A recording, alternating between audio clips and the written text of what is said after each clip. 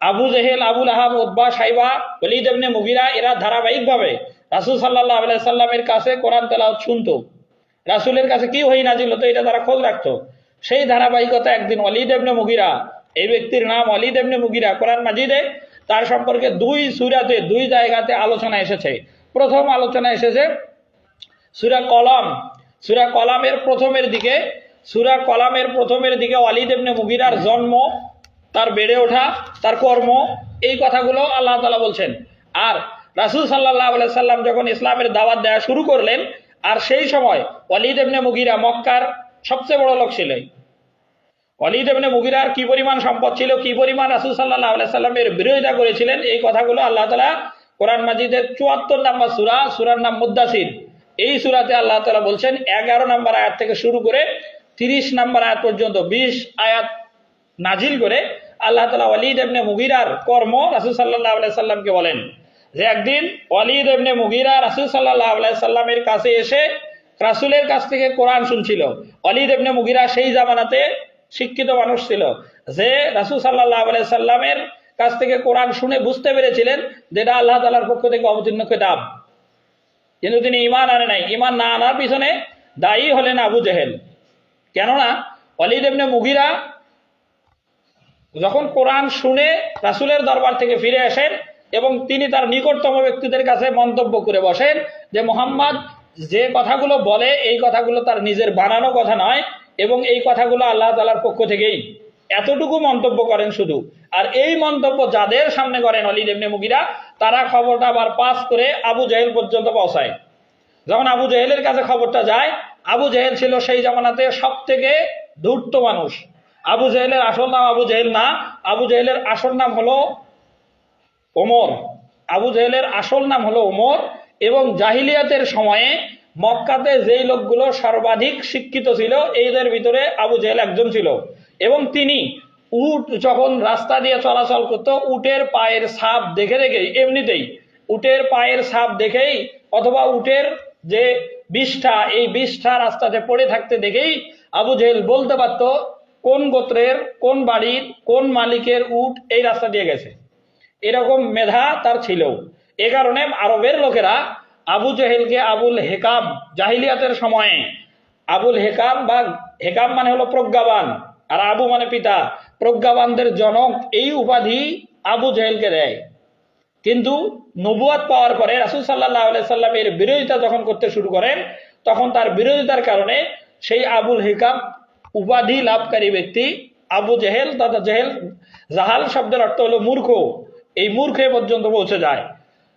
তো আবু জেহেল সেই সময় ওয়ালিদ ইবনে মুগিরাকে যে টার্গেট করে, আবু জেহেল ওয়ালিদ ইবনে মুগিরাকে এসে বলে যে তুমি আমাদের এই মক্কার ভিতরে সব থেকে বড় লোক, ধনী লোক, আর এই ধনী হওয়ার পরেও তুমি নাকি রাসূল মুহাম্মদ সাল্লাল্লাহু আলাইহি সাল্লামের কাছে যাও বিশেষ কিছু সুবিধা নেওয়ার জন্য। তাই আমাদের গোত্রের লোকেরা চিন্তা করেছে যে তোমাকে কিছু অর্থ তারা চাঁদা করে কালেকশন করে তোমাকে দেবে, যাতে করে তুমি আরো ধনবান হতে পারো। এমনিতেই ওয়ালিদ ইবনে মুগিরা অনেক বড় লোক।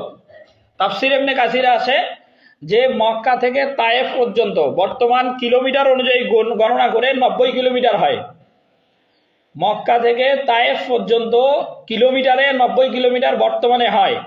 আর এই ৯০ কিলোমিটার দূরত্বের রাস্তার দুই পাশে যত জমি ছিল সবগুলোই ওয়ালিদ ইবনে মুগিরার ছিল। এবং এই জমিগুলোতে ৯০ কিলোমিটার ব্যাপী সবগুলোতেই খেজুর বাগান, এইরকম বিভিন্ন ফসল ছিল, যেখান থেকে তিনি কোটি কোটি টাকা উপার্জন করতেন। সেই সময়ে এই পরিমাণ সম্পদের মালিক ছিল। যখন আবু জেহেল এত বড় ধনী লোকটাকে চাঁদা তুলে সহযোগিতার অফার করে, এটা ওয়ালিদ ইবনে মুগিরার আত্মসম্মানে বেঁধে যায় যে আমার গোত্রের লোকদের ভিতরে আমি সব থেকে বড় লোক, অথচ আমার গোত্রের লোকেরা কেন আমাকে নতুন করে চাঁদা দিয়ে অপমান করবে। তখন আবু জেহেল বলে যে তারা জানতে পেরেছে গোত্রের লোকেরা যে তুমি মুহাম্মাদের কাছে অর্থের লোভেই যাও, তুমি যেন অর্থের লোভে মুহাম্মাদের কাছে না যাও, এজন্য গোত্রের লোকেরা চাঁদা করে তোমাকে অর্থ দেবে যাতে করে তুমি মুহাম্মাদের কাছে না যাও। এই কথা শুনে ওয়ালিদ ইবনে মুগিরা রাগে ক্ষোভে মুহাম্মদ সাল্লাল্লাহু আলাইহি সাল্লামের বিরোধিতা শুরু করেন। এই বিরোধিতার কথাগুলোই আল্লাহ তাআলা সূরা মুদ্দাসিরের ১১ থেকে শুরু করে ৩০ পর্যন্ত, এই যে ২০ আয়াত এইখানে বলছেন। আল্লাহ তাআলা বলছেন যে ১১ নম্বর আয়াত যে জারনি, জারনি মানে আল্লাহ তাআলা নিজে বলতেছেন আমাকে ছেড়ে দাও, ওয়া মানে এবং, মান মানে যাকে, খলাকতু মানে আল্লাহ বলতেছেন আমি সৃষ্টি করেছি, ওয়াহিদা মানে এককভাবে, যে আল্লাহ তাআলা বলতেছেন যে জারনি আমাকে ছেড়ে দাও এবং যাকে আমি এককভাবে সৃষ্টি করেছি তাকে ছেড়ে দাও। এইখানে এককভাবে সৃষ্টি করা বলতেই ওয়ালিদ ইবনে মুগিরা, কেন ওয়ালিদ ইবনে মুগিরা এই পরিমাণ সম্পদের মালিক হওয়ার কারণে গোত্রের লোকদের কাছে অহংকার করতেই হবে যে ওয়াহিদ ইবনে ওয়াহিদ, আমি মানে আমি এক বাপের একক সন্তান, মানে এটা তার অহংকার যে আমার মতো বড় লোক অর্থ সম্পদশালী এই আরব ভূখণ্ডে নাই। এত বিরাট সম্পদ যেহেতু, এই কারণে তিনি নিজেকে তার বাপের নাম এবং নিজের নামটা গোপন করত, মানে অহংকার করে বলতো যে ওয়াহিদ ইবনে ওয়াহিদ। তাফসির ইবনে কাসির আসছে যে সে নিজে অহংকার করে এলাকার লোকদেরকে বলতো ওয়াহিদ ইবনে ওয়াহিদ, আমি একক বাবার একক সন্তান, তার মানে আমি একাই 100, এরকম একটা ভাব এটা, যে ওয়াহিদ ইবনে ওয়াহিদ বলতো। এটা যে তার অহংকার ছিল, এই অহংকারের কারণেই আল্লাহ তাআলা ওই শব্দটাই দিয়েছেন যে জারনি, আল্লাহ তাআলা বলতেছেন যে আমাকে ছেড়ে দাও, আর ওয়ামান খালাকতু ওয়াহিদা, আর আমি এককভাবে সৃষ্টি করেছি, যে নিজেকে এককত্বের দাবি করে এই লোকটাকে ছেড়ে দাও, তার মানে ওয়ালিদ ইবনে মুগিরাকে ছেড়ে দাও। এরপরের আয়াত ওয়া জাআলতু লাহু মালাম মামদুদা, ওয়া মানে এবং, জাআলতু মানে আমি বানিয়েছি, মালাম মামদুদা, মালান মানে সম্পদ, মামদুদার ব্যাখ্যা হলো মালান ওয়াসিয়ান, মালান ওয়াসিয়ান। তাফসির ইবনে কাসিরে বলা হচ্ছে মালান মামদুদান আই মালান ওয়াসিয়ান, মালাম মামদুদানের ব্যাখ্যা হলো মালান ওয়াসিয়ান। মাল মানে তো ওই সম্পদ, ওয়াসিয়ান মানে হলো প্রশস্ত। সম্পদ কোনোদিন প্রশস্ত হয় না, রাস্তা প্রশস্ত হয়, জমি প্রশস্ত হয়, কিন্তু কখনো সম্পদ প্রশস্ত হয় না। এখানে সম্পদের আধিক্য, অনেক বিপুল পরিমাণ সম্পদের বিবরণ দিতে গিয়ে আল্লাহ তাআলা এই শব্দটা বলছেন যে মালাম মামদুদা। আল্লাহ তাআলা বলছেন যে ওয়াজাআলতু লাহু মালাম মামদুদা, আমি ওয়ালিদ ইবনে মুগিরাকে অধিক পরিমাণ সম্পদের মালিক বানিয়েছি। এই অধিক পরিমাণে সম্পদের বিবরণ হলো যে মক্কা থেকে তায়েফ পর্যন্ত 90 কিলোমিটার দূরত্ব, এই 90 কিলোমিটার রাস্তার দুই পাশে যত জমি ছিল সবগুলো জমির একচ্ছত্র মালিক, এক সেরিয়া মালিক ছিল ওয়ালিদ ইবনে মুগিরা।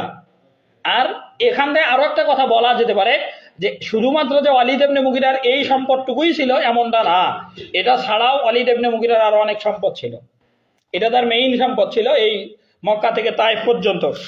এরপরে আল্লাহ তাআলা বলছেন যে ওয়া বানিনা শুহুদা, ওয়া বানিনা মানে সন্তান, ওয়া মানে এবং, বানিনা এটা ইবনুন মানে সন্তান, বানিনা মানে অনেকগুলো সন্তান।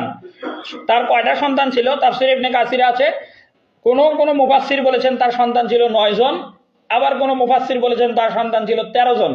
এই 9 বা 13 এই সংখ্যক সন্তান ওয়ালিদ ইবনে মুগিরার ছিল। এই সন্তানগুলো শুহুদা, বাবার সাথে সব সময় থাকতো।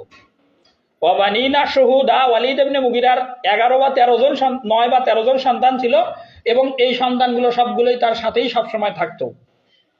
এরপরে আল্লাহ তাআলা বলছেন ওয়া মাহাত্তু লাহু তামহিদা, মাহাত্তু মানে আমি তাকে উপকরণ হিসেবে দিয়েছি, তামহিদা মানে যেগুলো উপকরণ দরকার। এখানে একটা কথা গ্যাপ আছে, সেই গ্যাপটা হলো তাফসীরের কিতাবে আসছে যে সুখের জন্য যত উপকরণ দরকার ওয়ালিদ ইবনে মুগিরাকে আল্লাহ তাআলা সব কিছু দিয়েছিলেন।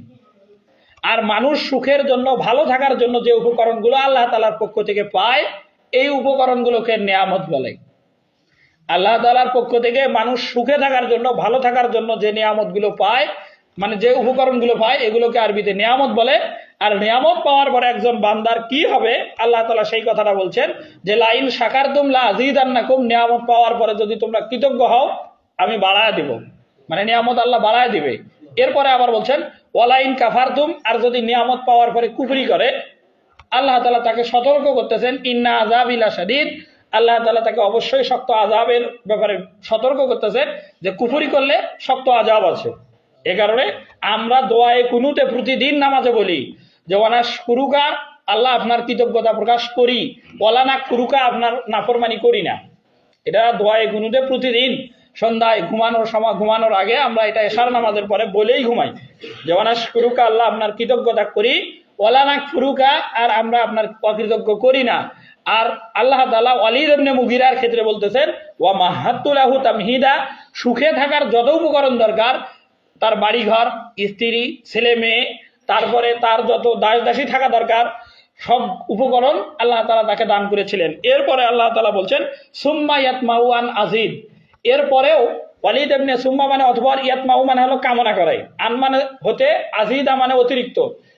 যে ওয়ালিদ ইবনে মুগিরা এর পরেও এত কিছু থাকার পরেও আরো চাইতো যে আমাকে আরো সম্পদ দেওয়া হোক, মানে আমার সম্পদ আরো চাই, আমার সম্পদ আরো চাই, এরকম একটা তার তামান্না ছিল। আল্লাহ তাআলা সেই কথা বলছেন যে সুম্মা ইয়াতমাউন আজিদ, ওয়ালিদ ইবনে মুগিরা এত সম্পদ এত নিয়ামত আল্লাহর পক্ষ থেকে পাওয়ার পরেও তারপরেও তার তৃপ্তি মেটে নাই। এভাবে আল্লাহ তাআলা এই কথা বলছেন।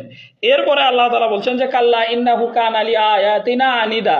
এই আয়াতটা বোঝার জন্য শেষ কথাটা আগে বোঝা জরুরি। আনিদা এই শব্দটার ইসমে ফাইল হলো, কর্তায় যখন আমরা রূপান্তরিত করব তখন আনিদ হবে, শব্দটা হবে আনিদ।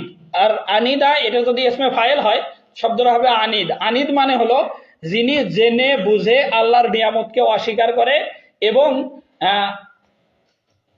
জেনে বুঝে যে আল্লাহর নিয়ামতকে অস্বীকার করে এই লোকটাকে আনিদ বলে। যেই লোকটা জেনে বুঝে আল্লাহর নিয়ামতকে অস্বীকার করে এমন লোককে আনিদ বলে। আর ওয়ালিদ ইবনে মুগিরার ক্ষেত্রে আল্লাহ তাআলা এই কথাটা বলছেন ইন্নাহু কাল্লা ইন্নাহু কানা লিআয়াতিনা আনিদা। কাল্লা মানে কখনো নয়, এটা হরফে রাদেই, মানে আগে যে কথাগুলো বলা হলো আল্লাহ তাআলা আগে বললেন যে তাকে এত সন্তান দেওয়া হয়েছে, এত সম্পদ দেওয়া হয়েছে, এত সুখের উপকরণ দেওয়া হয়েছে, এগুলো পাওয়ার পরে সে এগুলোকে একেবারেই প্রত্যাখ্যান করেছে। কাল্লা মানে যে এত কিছু দিছি, আল্লাহ তাআলা বলতেছেন আমি ওয়ালিদ ইবনে মুগিরাকে এত কিছু দিছি, কিন্তু ওয়ালিদ ইবনে মুগিরা বলতেছে না আমার এটা হয় নাই, আমার আরো চাই, এরকম। এর কারণে আল্লাহ তাআলা বলছেন যে ইন্নাহু কানা লিআয়াতিনা আনিদা। ইন্নাহু মানে নিশ্চয় ওয়ালিদ ইবনে মুগিরা, কানা মানে ছিল, আনিদা মানে অকৃতজ্ঞ। এরপরে আল্লাহ তাআলা বলছেন যে যারা এইরকম এই ব্যক্তি সম্পর্কে আল্লাহ তাআলা বলছেন যে সাউর হিকুহু সাউদা। সা মানে খুব শীঘ্রই। আরবি ব্যাকরণে দুইটা শব্দ আছে বা দুইটা অক্ষর আছে, একটা হলো সিন এমনিতেই সিন অক্ষরটা, আর একটা হলো সাউফা। সাউফা সিন ওয়াও জবর সাউ ফা জবর ফা। এই সিন আর সাউফা যদি কোনো শব্দের সামনে থাকে, সিন থাকলে শব্দের সাথেই লাগানো থাকে, আর সাউফা আলাদা শব্দ হয়। এই সিন সাউফা মানে হলো খুব শীঘ্রই, সিন সাউফা মানে হলো খুব শীঘ্রই। সাউর হিকুহু আল্লাহ তাআলা বলেন যে আমি খুব শীঘ্রই তাকে আরোহণ করব সাউদা, সাউদ নামক একটা পাহাড়ে। এটা কি তাফসিরে ইবনে কাসিরে আছে, হযরত আবু সাঈদ খুদরি রাদিয়াল্লাহু তাআলা আনহু রাসূল সাল্লাল্লাহু আলাইহি সাল্লাম থেকে বর্ণনা করেন যে রাসূল সাল্লাল্লাহু আলাইহি সাল্লাম ওই হাদিসে দুইটা কথা বলেন। একটা হলো ওয়াইলুন, ওয়াইলুন হলো জাহান্নামের ভিতরে একটা গর্ত। কোরআন শরীফের অনেক জায়গাতে আছে, যেমন ধরেন সূরা হুমাজাতে আছে ওয়াইলুল লিকুল্লি হুমাজাতিল লুমাজা, এরপরে সূরা হাক্কাতে আছে ওয়াইলু ইয়াউমা ইযিল লিল মুকাজ্জিবিন। এরকম অনেক সূরাতে ওয়াইলুন শব্দটা আছে। এই সূরা মাউনে আছে ফাওয়াইলুল লিল মুসাল্লিন, এই ফাটা হরফে আতফ, এটা বাদ দিলে ওয়াইলুন শব্দটা থাকে। এইরকম অনেকগুলো ওয়াইলুন শব্দ কোরআন শরীফে আছে। আর এই ওয়াইলুনের ব্যাখ্যা রাসূল সাল্লাল্লাহু আলাইহি ওয়াসাল্লাম বলেন যে ওয়াইলুন হলো জাহান্নামের একটা গর্ত। কোনো ব্যক্তি বা কোনো বস্তু বা কোনো একটা পাথরকে যদি জাহান্নামে নিক্ষেপ করা হয়, এই পাথরটা 40 বছর পর্যন্ত নিচে যাবে, তবুও এই গর্তের শেষ পর্যন্ত পৌঁছবে না। এই গর্তকে ওয়াইলুন বলে। আর এই ওয়াইলুন বিশেষ কিছু শ্রেণীর মানুষদের জন্য আল্লাহ তাআলা নির্ধারণ করে রেখেছেন। এরপরে আল্লাহ আবার আবু সাঈদ খুদরি রাদিয়াল্লাহু তাআলা আনহু বলেন যে সাউদ হলো এমন একটা পাহাড়, এটা জাহান্নামের ভিতরে, এটা গর্ত না, এটা পাহাড়। আর ওয়াইলুন হলো গর্ত। এই পাহাড়টা হলো আগুনের তৈরি, পিচ্ছিল। এটাতে যখন একজন মানুষ হাত দেবে, হাত দেওয়ার সাথে সাথে হাতটা গলে যাবে, হাতটা যখন ওখান থেকে সরাবে আবার হাতটা স্বাভাবিক হবে। এইভাবে ওই লোকটাকে ওই পাহাড়ে, এই আগুনের পাহাড়টাতে উঠতে বাধ্য করা হবে এবং এই লোকটা যখন 70 বছর পর্যন্ত উপরের দিকে উঠবে, ওঠার পরে আবার পূর্বের অবস্থায় আল্লাহ তাআলা তাকে ফেরায় দেবেন এবং তাকে আবারও উঠতে বাধ্য করা হবে। এইভাবে তাকে অনন্তকাল পর্যন্ত আযাব দেওয়া হবে। আর এই আযাবের যে উপকরণ, এই যে পাহাড়, এটার নাম সাউদ। আর ওয়ালিদ ইবনে মুগিরা বা এই ধরনের যারা, এদেরকে লক্ষ্য করে আল্লাহ তাআলা বলেন যে সাউর হিকুহু সাউদা, যে আমি এই লোকটাকে এরকম সাউদ নামক পাহাড় যে আগুনের আছে জাহান্নামের, এই আগুনের পাহাড়ে তাকে আরোহণ করাবো। কেন? এই অপরাধটি তার আগে এখন পর্যন্ত কিন্তু ওয়ালিদ ইবনে মুগিরার এই জায়গাতে অপরাধের কথা বলা হয় নাই, শুধুমাত্র তাকে আল্লাহ কি কি নিয়ামত দিয়েছে, সম্পদ দিয়েছে, এগুলো ধারাবাহিকভাবে বলা হয়েছে। এরপরে চূড়ান্ত পর্যায়ে তার পরিণতি কি এটা বলা হয়েছে। কিন্তু কোন অপরাধের কারণে ওয়ালিদ ইবনে মুগিরাকে এইভাবে জাহান্নামের আগুনের পাহাড়ে উঠতে বাধ্য করা হবে, সেই কথা আল্লাহ তাআলা পরে বলছেন যে ইন্নাহু ফাক্কারা ওয়া কাদ্দার। যখন আগের কথা, আগে আমরা যে শানে নজুলের যে কথাগুলো বলছিলাম, যে আবু জেহেল তাকে গোত্রের লোকদের কাছ থেকে অর্থ কালেকশন করে তাকে আরো অর্থবান করার মাধ্যমে তাকে অপমানিত করার মাধ্যমে ইসলাম থেকে বিরোধিতা, ইসলাম থেকে পিছায় রাখার জন্য যে একটা চেষ্টা করেছিল।